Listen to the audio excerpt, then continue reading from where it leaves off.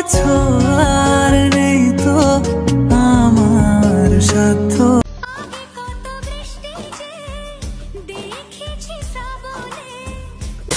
Hello guys, কেমন আছেন সবাই? আশা করি প্রত্যেকেই অনেক ভালো আছেন। তো গাইস, আজকের এই ভিডিওতে আমরা জানতে চলেছি বর্তমান সময়ে বাংলাদেশের তরুণ জুনিয়র অভিনেত্রী মাকনুন সুলতানা মাহিমার পার্সোনাল ইনফরমেশন তথা ব্যক্তিগত তথ্য সম্পর্কে। মাহিমার বয়ফ্রেন্ড, হাজবেন্ড, পরিবার, বাড়ি গাড়ি, ইনকাম, লাইফস্টাইল সহ সকল অজানা খুঁটিনাটি তথ্য জানতে পারবেন আজকের এই ভিডিওর মাধ্যমে। তাই ভিডিওটি না টেনে সম্পূর্ণ দেখতে থাকুন।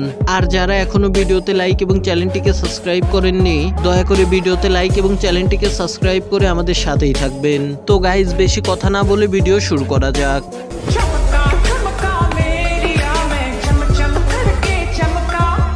মাহিমার পুরা নাম মাকনুন সুলতানা মাহিমা এবং ডাক নাম মাহিমা।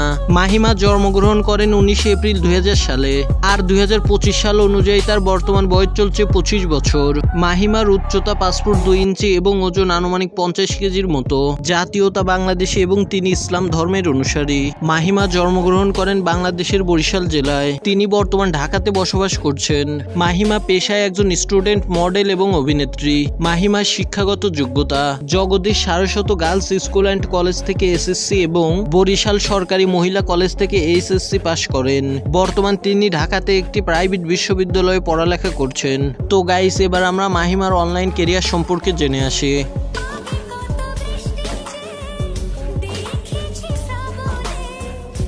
মাহিমা মূলত অভিনয়টা শুরু করেছিল টিকটকের মাধ্যমে।